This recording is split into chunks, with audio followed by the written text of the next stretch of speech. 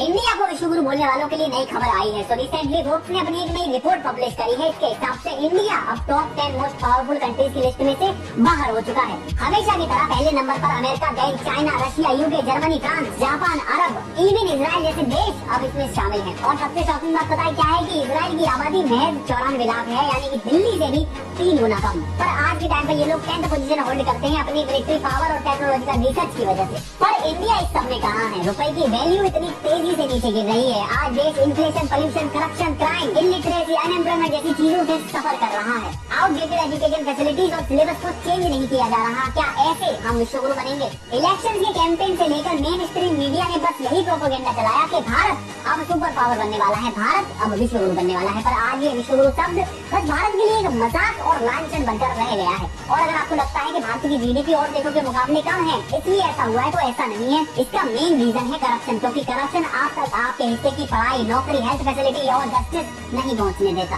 और जब देश के लोग सफर करेंगे तो कैसे देश तरक्की करेगा? पर जनता भी कोई दूध की धुली नहीं है। 78 साल आजादी के बाद भी न इस देश में जातिवाद, हिंदू मुसलमान, अमीर गरीब के बीच का डिस्क्रिमिनेशन खत्म हुआ, न हम लोग एक बेहतर सोसाइटी बिल्ड कर पाए। हर समुदाय को आज के टाइम पे ये लगता है कि वो ज्यादा से ज्यादा बच्चे पैदा करेगा तभी उसका समुदाय सुरक्षित रहेगा। ये कौन सी धारणा है? आपको शायद ये चीज समझ में नहीं आएगी, पर ओवर पॉपुलेशन सीधा इम्पैक्ट डालती है इस देश के एनवायरमेंट पर। आज हमारे देश को हमारी जरूरत है सिर्फ एक बेहतर मेंटेलिटी वाली सोसाइटी जो डिस्क्रिमिनेशन न करती हो, वुमेन्स की सेफ्टी और रेस्पेक्ट का ध्यान रखती हो, अच्छे पॉलिटिशियंस को चुनना जानती हो, शिक्षा को महत्व देती हो और अंधविश्वास का तिरस्कार करती हो। सिर्फ ऐसी सोसाइटी बिल्ड करने से आपको बदलाव नजर आने लगेंगे।